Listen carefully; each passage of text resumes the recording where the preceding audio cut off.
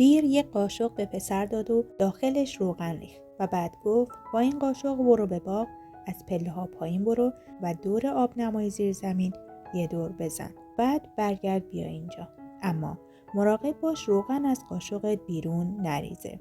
پسر کل مسیر رو طی کرد و برگشت. پیر پرسید توی باغ گل‌های زیبا رو دیدی؟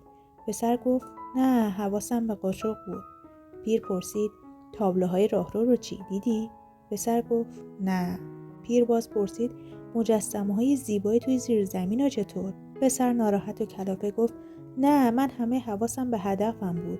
پیر گفت افسوس، زیبایی ها و شادی ها رو از دست دادی. برو دوباره یه دور بزن. پسر دوباره رفت و این بار شادمان برگشت و گفت گل‌های باغ، تابلوها و مجسمه‌ها واقعا زیبا بودن.